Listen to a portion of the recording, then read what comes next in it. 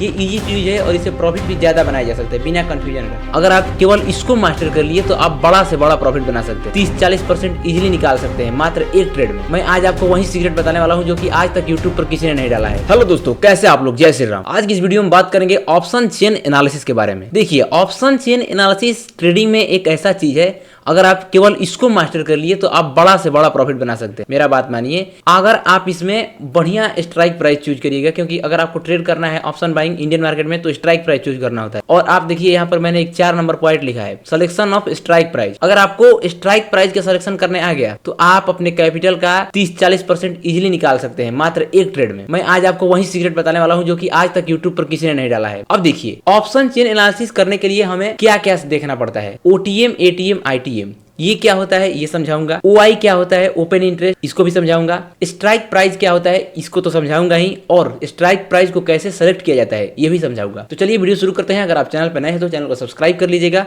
और हाँ, technical analysis और मल्टी टाइम फ्रेम एनालिसिस का वीडियो जो कि ट्रेडिंग में बहुत ज्यादा इंपॉर्टेंट टॉपिक है, अगर आपको वो समझ में नहीं आता है तो उसके ऊपर मैंने वीडियो अपलोड कर दिया है, आप जाके चैनल पर देख सकते हैं। तो चलिए अब वीडियो स्टार्ट करते हैं। देखिए, आपकी स्क्रीन पर एक ऑप्शन का चार्ट है, ये मैं धन का ऑप्शन चार्ट यूज किया हूं इसको समझाने के लिए। और देखिए, इस ऑप्शन के चार्ट में हमारे लेफ्ट हैंड की तरफ जो चार्ट होता है उसे हम कॉल ऑप्शन का चार्ट बोलते हैं, और जो हमारे राइट हैंड की तरफ होता है उसे हम पुट ऑप्शन का चार्ट बोलते हैं। और जो कॉल में इन द मनी होता है वो स्ट्राइक प्राइस के ऊपर होता है, और जो पुट में इन द मनी होता है वो स्ट्राइक प्राइस के नीचे होता है। अब देखिए, आईटीएम का मतलब क्या हुआ, इन द मनी, एटीएम का मतलब एट द मनी, और ओटीएम का मतलब आउट ऑफ द मनी। अब इन द मनी क्या, अगर मार्केट जहां ट्रेड कर रहा है उससे कम के स्ट्राइक प्राइस अगर आप चूज करके ट्रेड करते हैं तो ये बुलाता है कि आप इन द मनी में ट्रेड कर रहे हैं। कब? जब आप कॉल में ट्रेड कर रहे हैं। लेकिन सेम अगर मार्केट जहां ट्रेड कर रहा है उससे ज्यादा के स्ट्राइक प्राइस में आप ट्रेड करते हैं तो वो इन द मनी कहलाता है पुट में। तो ये एक दूसरे का अपोजिट होता है, और इसको याद करना बिल्कुल सिंपल है।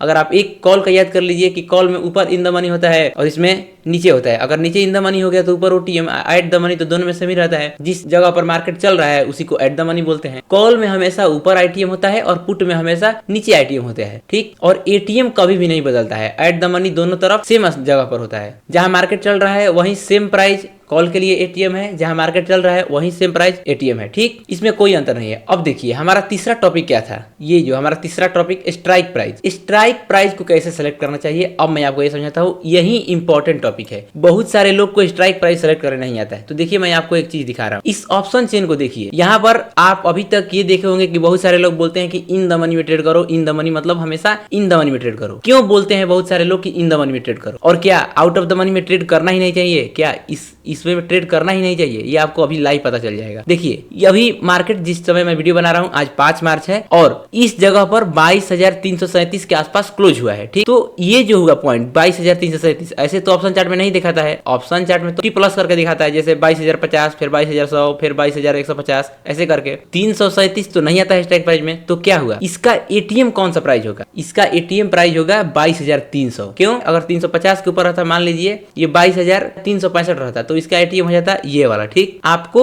एटीएम कैसे पहचानना है?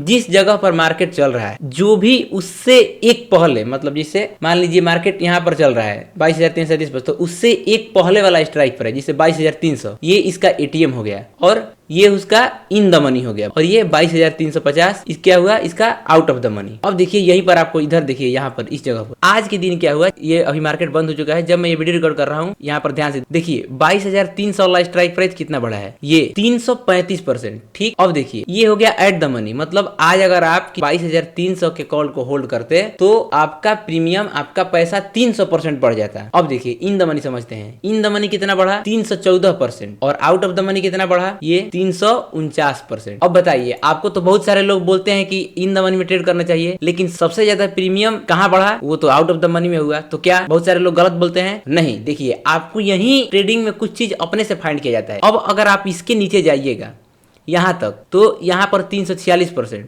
यहां तक देखिए, यहाँ पर 346%। अब इसके नीचे जाइएगा तो क्या हुआ, एटीएम से कम होने लगा। देखिए, एटीएम कितना है, 335, ये 323, फिर 255, अब ये कम होते जाएगा। प्रीमियम में जो वृद्धि होगा वो कम होगा, और इसके ऊपर भी देखिए सेम वही होगा, कम होगा। तो अब यहाँ से एक क्लियर बात होता है कि अगर आपके पास पैसा कम है तो आपको स्ट्राइक प्राइस कैसे सेलेक्ट करना है, जहाँ प्राइस चल रहा है उससे एक बाद आउट ऑफ द मनी में ट्रेड करेगा तो पैसा कम लगेगा, और पैसा कम लगेगा तो जो अभी मैं जब बता रहा हूँ वो पैसा जिसके पास कम है उसके लिए बता रहा हूँ कि अगर आपके पास पैसा कम है तो आप कम पैसों में ज़्यादा प्रॉफिट करना चाहते हैं तो मार्केट जहाँ चल रहा है, मान लीजिए कि जब मार्केट खुला और खुलने के बाद 11 बजे मार्केट चल रहा है 23,304 पर, तो आपके लिए एटीएम क्या हो गया 23,300। ठीक, अब उसके ओटीएम मतलब 23,350 या 23,400, इन दोनों में से किसी एक को आप चूज करिए। इसमें देखिए प्रीमियम का प्राइस कितना है, मात्र 53 रुपया, इसमें 75 और एट द मनी पर 104 और इन द मनी में 138। लेकिन इस चारों के ऑप्शन में जो प्रीमियम बढ़ा हुआ है सबसे ज्यादा किसका बढ़ा है, इसका। आउट ऑफ द मनी में जो ठीक एटीएम के एक स्ट्राइक प्राइस बाद वो वाला हमारा एंट्री प्राइस क्या था 23,304 पे मार्केट चल रहा था, तो हमारा एटीएम हो गया 23,300 और उसके एक बाद 23,350 का जो ऑप्शन है वो यहाँ पर ज्यादा बढ़ा है। देखिए अब किसी किसी दिन इसमें अंतर भी हो सकता है, तो अगर आपको आपके पास पैसा कम है तो आप एट द मनी से एक स्ट्राइक प्राइस ऊपर या और ज्यादा थोड़ा पैसा कम है तो उससे एक स्ट्राइक प्राइस और ऊपर, मतलब कि आप एटीएम से 2 स्ट्राइक प्राइस ऊपर तक का ही ट्रेड कर सकते हैं अगर आपको ट्रेडिंग में प्रॉफिट करना है। अगर उसके बाद आप थोड़ा सा भी आगे बढ़ेंगे तो आपका प्रीमियम नहीं बढ़ेगा और आप प्रीमियम डीके का शिकार हो जाइएगा। ठीक, तो अगर थीटा डीके से बचना है तो आपको या तो इन द मनी में ट्रेड करना है, तो इन द मनी में आप तब करिएगा जब आपके पास पैसा ज्यादा होगा। बहुत सारे लोग जो मुझे देख रहे हैं उनके पास पैसा कम ही होगा, तो उनके लिए एटीएम बेस्ट है, मतलब बेस्ट प्राइस जहां चल रहा है। मान लीजिए 22,568 पर चल रहा है तो आपका एटीएम क्या हुआ 22,550, ठीक उसके नज़दीक वाला सबसे पहले जो आ रहा है। तो आपके लिए सबसे बेस्ट होगा कि अगर आपके पास पैसा कम है तो या तो आप एट द मनी पर ट्रेड करिए या उससे एक स्ट्राइक प्राइस ज़्यादा, ये जो है इसमें भी जाने का कोशिश मत करिए, समझ गए।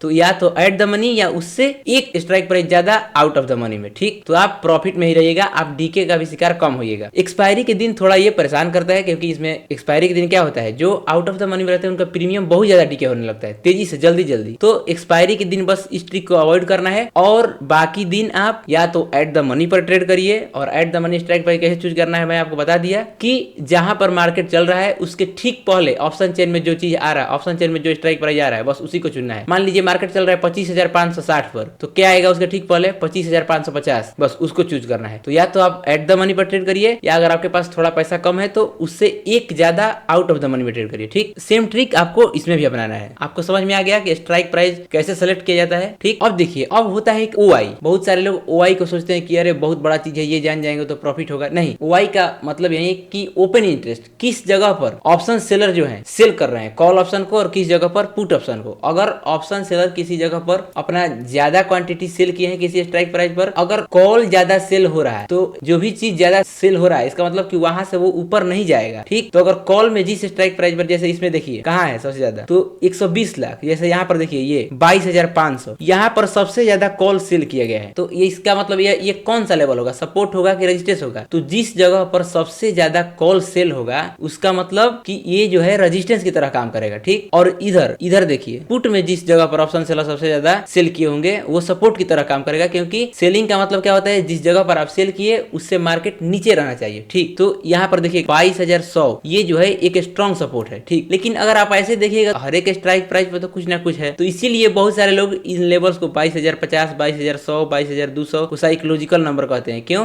क्योंकि ये स्ट्राइक प्राइस में दिखाता है और इस स्ट्राइक प्राइस पर ऑप्शन सेलर अपना पोजीशन बनाते रहते हैं। सो ओआई कुछ ज्यादा चीज नहीं है। आप ओआई को लेकर समझते हैं कि ये नहीं आ रहा है हमको तो बहुत कुछ दिक्कत हो जाएगा, नहीं भाई, आप ओआई को नहीं समझे तो बढ़िया है। ये उतना आपको कंफ्यूज कर देता है, ऐसा टूल है। मैं इसे पर्सनली यूज नहीं करता हूँ, इसीलिए मैं आपको इसको नहीं बता रहा हूँ। और मुझे लगता भी नहीं कि ओआई की जरूरत है किसी ट्रेडर को। अगर वो नहीं जानेगा तो ट्रेडिंग नहीं कर पाएगा, ऐसा नहीं है। अगर आप ओआई नहीं जानते हैं तो आप ठीक ही है एक तरीके से कि आपको कंफ्यूजन नहीं है किसी चीज का, और मैं इसको यूज ही नहीं करता हूँ तो मैं आपको कैसे बताऊँ। ठीक है, और ओआई खास चीज नहीं है, वरना मैं आपको बता देता। और इसके आधार पर अगर आप सपोर्ट रेजिस्टेंस ड्रॉ करिएगा तो हर एक लेवल पर सपोर्ट रेजिस्टेंस हो जाएगा, और ये चेंज भी होता रहता है, इसीलिए इसमें कंफ्यूजन है। ये जब मार्केट ओपन रहेगा तो ये चेंज होते रहेगा, तो और समस्या हो जाता है किसी ट्रेडर को। तो इसीलिए ये कॉम्प्लिकेशन वाला चीज आप यूज मत करिए। मेरे हिसाब से आपको ओआई नहीं देखना चाहिए। आप सिंपल जो चार्ट पर सपोर्ट रेजिस्टेंस दिखता है उस पर अपना प्राइस एक्शन फॉलो कीजिए, उस पर अपना टेक्निकल एनालिसिस कीजिए, उस पर चार्ट एनालिसिस करिए। ठीक है। OI को आप नहीं जानते भी हैं तो आप एकदम ठीक है। देखिए ट्रेडिंग में आपको ये नहीं कि सब चीज आना चाहिए, ट्रेडिंग में आपको बस कुछ ही चीज आना चाहिए। अगर आप सब जान जाएंगे तो आप सब यूज करने लगेंगे और सब यूज करेंगे तो आप कभी प्रॉफिटेबल नहीं हो पाइएगा, यही रूल है। तो मैं इसको समझ रहा था, मैं पहले यूज कर रहा था, लेकिन जब ये लाइव मार्केट में मैं देखना चालू किया, क्योंकि बहुत सारे यूट्यूबर बताते हैं OI लेकिन कोई लाइव मार्केट में नहीं दिखाता है, तो मैं एक दिन लाइव मार्केट में देखने लगा भाई, मुझे लगा कि अरे भाई ये तो बदल रहा है। कभी देखिए ये 8 लाख था, फिर चेंज हो गया, जिसे वाई चेंज परसेंट दिखा रहा है ना, तो ये चेंज होते रहता है और उसमें आपका कंफ्यूजन बढ़ जाएगा। तो मैं सोचा कि नहीं भाई, जो चार्ट पे सिंपल दिख रहा है सपोर्ट एंड रेजिस्टेंस वो बेस्ट है, अब मैं OI यूज ही नहीं करूंगा। तो इसीलिए मैं उसी दिन से OI यूज नहीं करता हूं। तो बस आपके लिए भी यही था। ऑप्शन चेन का काम यही है कि बस आप एक अच्छा स्ट्राइक प्राइस चुनिए, और स्ट्राइक प्राइस कैसे चुना जाता है मैं आपको बता दिया। अगर आपके पास पैसा कम है तो आप एट द मनी, अगर आपके पास पैसा ज्यादा है तब भी आप हमेशा कोशिश करिए कि एट द मनी में ट्रेड करें, क्योंकि एट द मनी में पैसा ज्यादा बनता है इन द मनी के। इन द मनी में फायदा यह रहता है कि प्रीमियम डीके कम होता है। अगर आप स्कैल्पर हैं को तो तुरंत घुसना है, तुरंत निकलना है, तो आप क्यों जहाँ डीके कम हो रहा है उस ऑप्शन को चूज करिएगा। अब इसका मतलब ये नहीं कि आप इधर आ जाइएगा, नहीं, इधर पूरा डीके ज्यादा होता है। मैं एक सेंस वाला बात बोल रहा हूँ कि अगर आपके पास पैसा सफिशिएंट है तो आप ऐसे ट्रेड कर सकते हैं। तो मुझे लगता है कि आपको सब चीज समझ में आ गया होगा ऑप्शन चेन के बारे में। ऑप्शन चेन केवल स्ट्राइक प्राइस सिलेक्शन के लिए मेरे हिसाब से, क्योंकि ये सिंपल है। अब इसको बहुत सारे लोग OI यूज करते होंगे भाई, मैं नहीं करता हूं तो मैं नहीं बताऊंगा क्यों, क्योंकि मुझे ये सब कंफ्यूजन वाला लगता है, इसीलिए मैं इसे यूज नहीं करता। बस इसका मतलब ये नहीं कि OI गलत होता है, नहीं भाई, ये मैं यूज नहीं करता हूँ, मुझे कंफ्यूजन लगता है। मुझे जो आसान लगता है मैं आपको वही चीज बताऊंगा जो मैं यूज करता हूँ, जो मुझे अच्छा लगता है, जो मुझे लगता है कि हाँ भाई ये इजी टू यूज है और इससे प्रॉफिट भी ज्यादा बनाया जा सकता है बिना कंफ्यूजन का। तो वही है ऑप्शन चेन में, बस आपको यही सीखना है कि आपको स्ट्राइक प्राइस चूज करना है, और स्ट्राइक प्राइस कैसे चूज करना है वो मैंने बता दिया। तो यहीं तक था आज का वीडियो, चलिए मिलते हैं आपसे नेक्स्ट वीडियो में, तब तक के लिए जय श्री राम।